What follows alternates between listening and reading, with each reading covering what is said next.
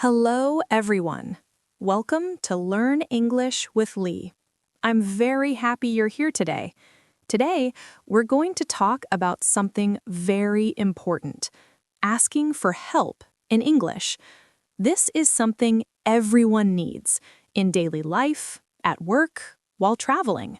But for many learners, asking for help feels very difficult. Yes, that's true. Sometimes I need help, but I feel nervous to ask. That feeling is very common. Many learners worry about things like, what if I say it wrong? What if they don't understand me? What if I sound rude? Yes, I always worry about sounding rude. That's a good concern, because asking for help is not only about language, it's also about being polite. But don't worry. English has many simple and polite ways to ask for help, and today we will practice them together. That sounds helpful. Let's start with a very simple and powerful phrase. Excuse me. I hear that phrase often. Yes, excuse me is used to get someone's attention politely. Before asking for help, you can say, excuse me, then ask your question. For example, excuse me, can you help me? That sounds simple and polite. Yes. Let's try a small role play. You need help finding a place. I'm a stranger. Okay. Excuse me, can you help me? Of course. What do you need? I'm looking for the nearest bank. Perfect. That was clear and polite. It feels easier when we break it down. Exactly. Now, let's look at another useful phrase. Could you? This is a polite way to ask for something. For example, could you tell me where the restroom is? That sounds very polite. Yes, it's softer than saying, where is the restroom? Both are correct, but could you tell me sounds more friendly. I understand. Let's practice. You are in a shopping mall. You need help. Excuse me, could you tell me where the restroom is? Sure, it's on the second floor. Thank you. You're welcome. Very natural conversation. Yes, it feels like a real situation. Now, let's talk about another common situation, asking for help in a store. For example, you want to find a product. You can say, excuse me, do you have this in a different size? Oh, that's useful for shopping. Yes. Or you can say, excuse me, where can I find this? Simple and clear. Let's try another role play. You are in a clothing store. Excuse me, do you have this in a larger size? Yes, let me check for you. Thank you. Great job. Now, let's talk about something important. Tone of voice. Even simple words can sound polite or rude depending on how you say them. That's true. If you speak calmly and gently, your request sounds friendly. If you sound impatient, it may feel rude. So always try to speak in a calm and respectful tone. I will remember that. Good. Now, let's explore another situation, asking for help at work. This can feel stressful for many learners. Yes, especially when talking to a manager or colleague. Let's keep it simple. You can say, "Hi, could you help me with this task?" That sounds polite. Or you can say, "I'm not sure about this. Could you explain it to me?" I like that one. Let's practice. "Hi, James. How's your work going?"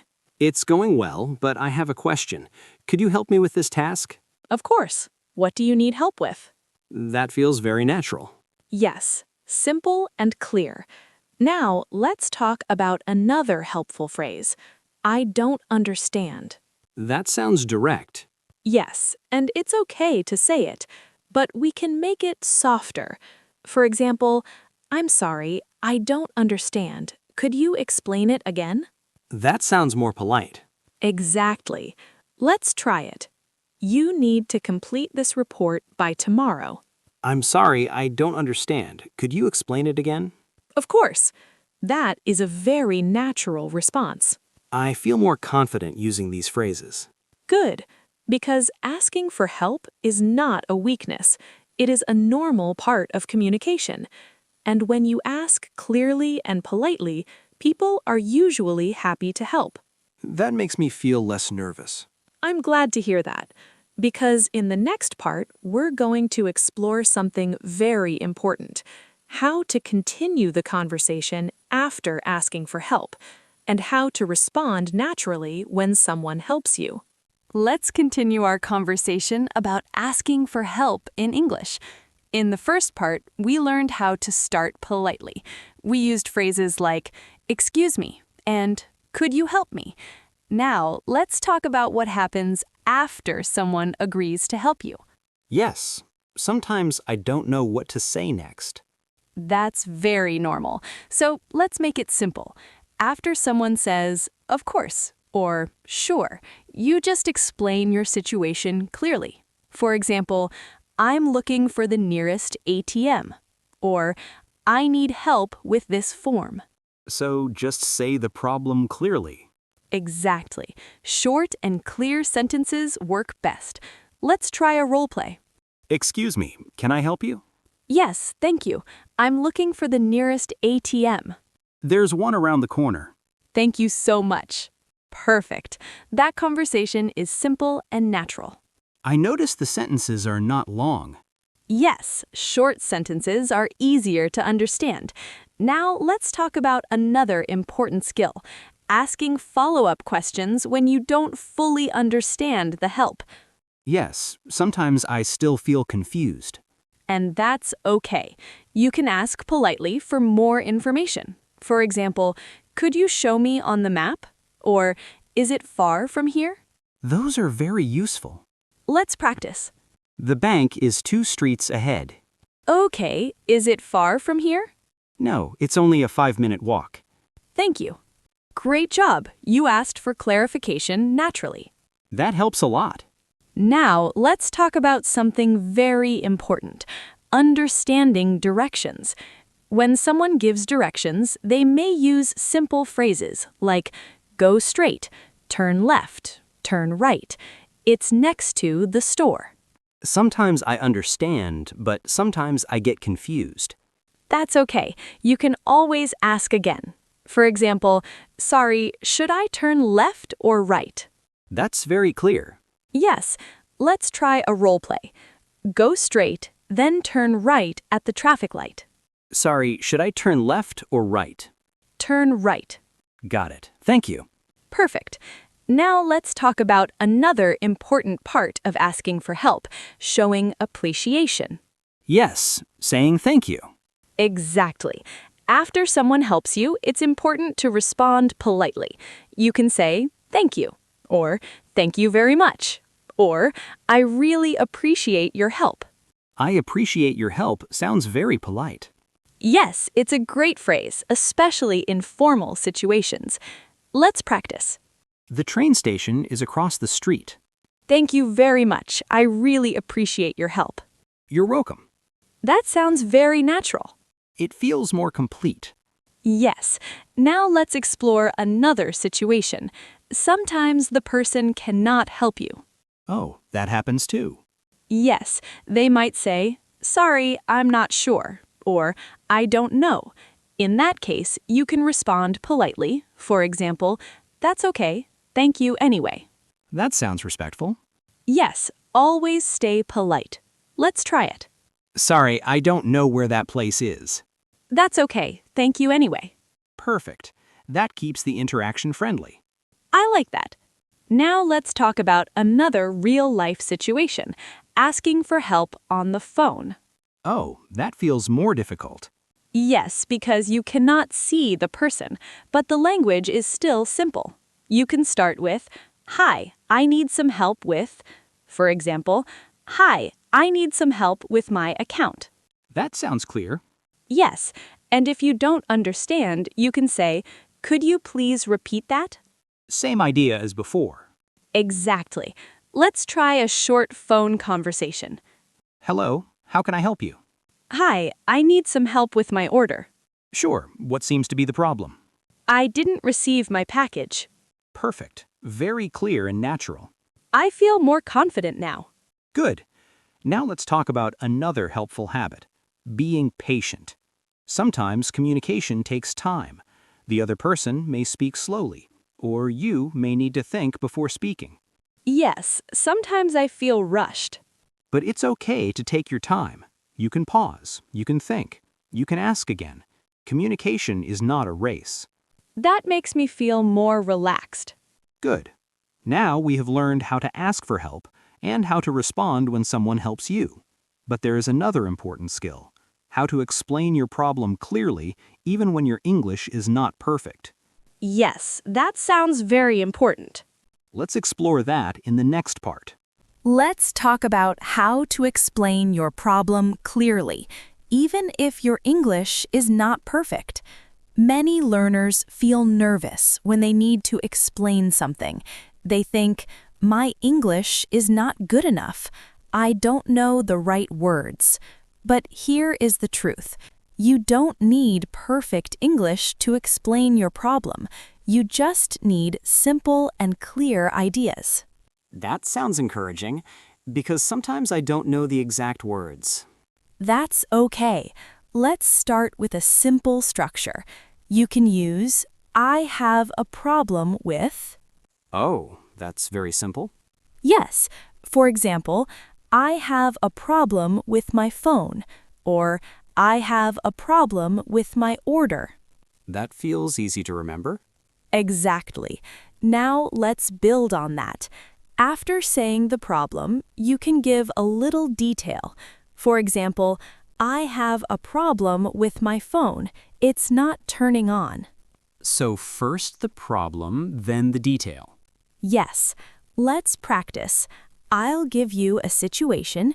You explain it. Your internet is not working. I have a problem with my internet. It's not working. Perfect. Clear and simple. That feels manageable. Good. Now let's talk about another helpful phrase. It doesn't work. That's very useful. Yes, you can use it in many situations. For example, this machine doesn't work, or my card doesn't work. Very practical. Let's try a role play. You are in a store. Excuse me, I have a problem with this machine. It doesn't work. I see. Let me check it for you. Thank you. Great job. Now let's talk about another common situation. You don't know a specific word. Yes, that happens often. Instead of stopping, you can describe the idea. For example, the thing you use to charge your phone. Charger. Exactly. You described it clearly. Let's try another one. You forgot the word printer. How can you describe it? It's a machine that prints paper. Perfect. That is exactly how communication works. So I don't need to stop if I forget a word. Exactly. Now let's talk about another helpful tool, using gestures. Gestures? Yes, hand movements, pointing, showing. These can support your words. For example, if you are asking for directions, you can point to a map. That makes communication easier. Yes, communication is not only about words. Now let's talk about organizing your explanation. You can use simple time words like today, yesterday, this morning. That helps explain when something happened. Exactly. For example, I ordered this yesterday, but it didn't arrive. That sounds clear. Let's practice. Your package didn't arrive. I ordered this yesterday, but it didn't arrive. Excellent. Now let's talk about another useful phrase. Something is wrong with. That sounds useful. Yes. For example, something is wrong with my computer. Simple and clear. Let's try a role play. How can I help you? Something is wrong with my computer. It keeps restarting. I understand. Let me take a look. That feels like a real situation. Yes. Now let's talk about another important idea, staying calm. Sometimes when you have a problem, you feel stressed.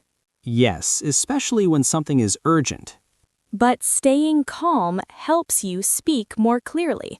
Take a breath, use simple sentences, speak slowly.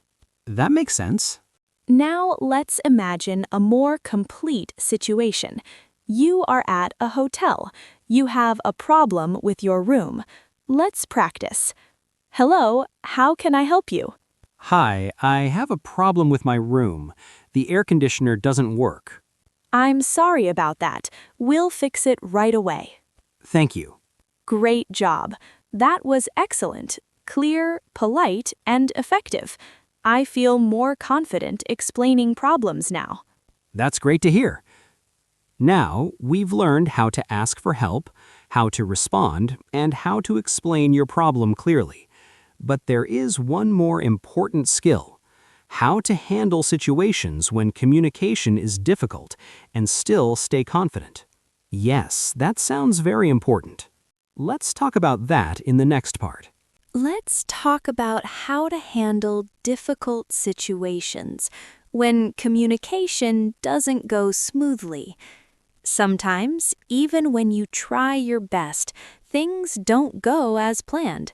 Maybe the other person speaks too fast. Maybe you still don't understand.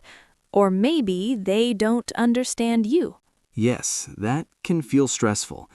Sometimes I feel stuck in that moment.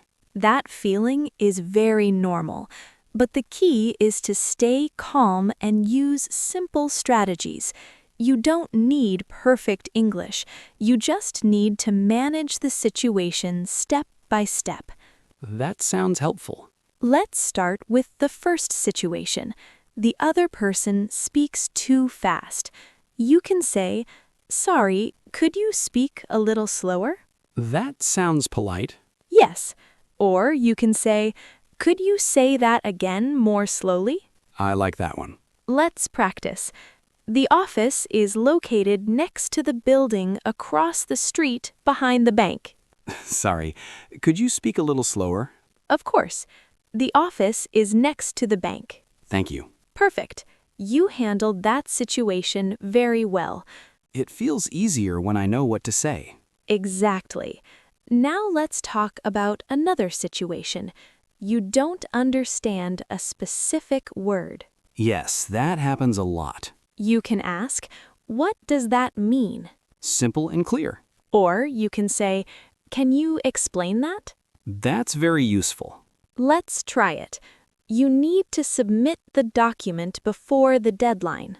Sorry, what does deadline mean? It means the last day to complete something. Oh, I understand now. Excellent. You asked clearly and learned something new. That feels like good progress. Yes. Now let's talk about another situation. The other person doesn't understand you. Oh, that feels uncomfortable. Yes, but it's okay. You can repeat your sentence more simply. For example, you said, "I need assistance with this device," but the person looks confused.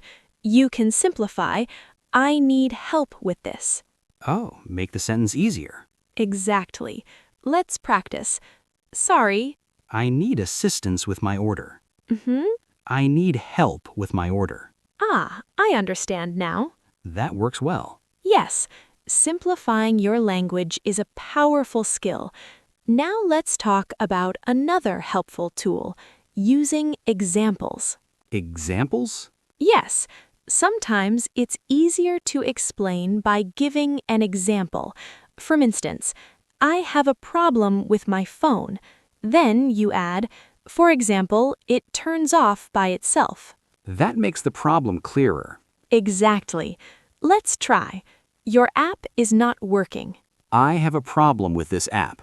For example, it doesn't open. Perfect. Clear and easy to understand. I like this method. Good. Now let's talk about another important habit, staying polite, even when you feel frustrated. That can be difficult sometimes. Yes, especially when you have a problem. But polite language helps the situation stay calm. You can use phrases like, I understand. Thank you for your help. I appreciate it. Those phrases make the conversation more positive. Exactly. Now let's imagine a more difficult situation.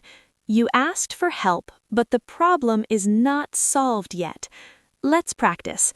We checked the system, but we couldn't find the issue. I understand. Could you please check again? Of course. That sounds calm and respectful. Yes, calm communication often leads to better results. Now let's talk about another situation. You feel nervous and your mind goes blank. Yes, that happens sometimes. When that happens, pause, take a breath, then use a simple sentence. For example, sorry, I need a moment. That's very helpful. Yes, it gives you time to think. Let's try. How can I help you?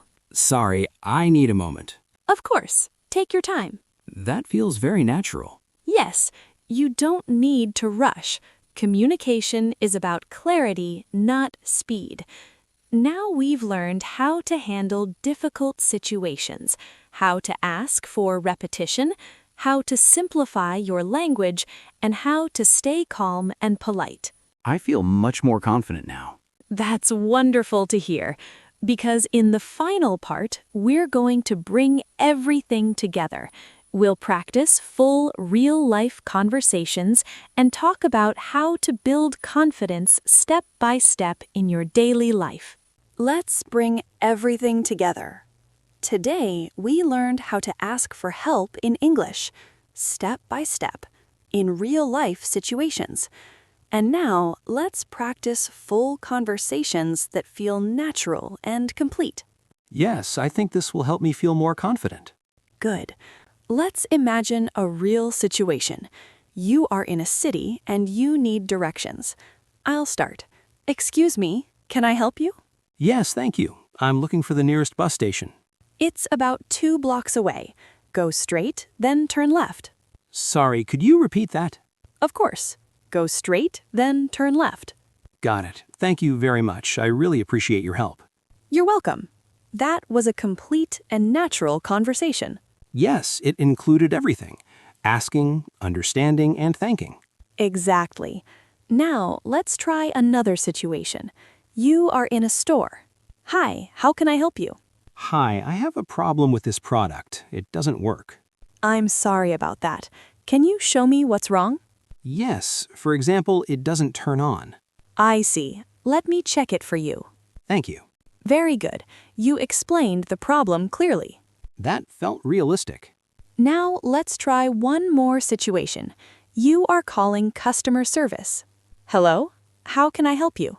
Hi, I need some help with my order. Sure. What seems to be the problem? I ordered this yesterday, but it didn't arrive. I understand. Let me check your order. Thank you. Excellent. These conversations show something important. You don't need complicated English. You just need simple sentences, polite phrases, and a calm attitude. I feel much more confident now. That's wonderful to hear. Now let's talk about something very important for your learning journey. Daily practice. You don't need big conversations every day. You can practice in small ways. For example, ask a simple question. Order food in English. Say, excuse me, and start a short conversation. Small steps every day. Exactly. Small steps create big progress over time. Now let's talk about your mindset.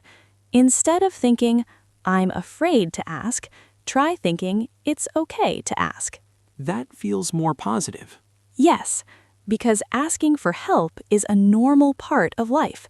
Even native speakers ask for help every day.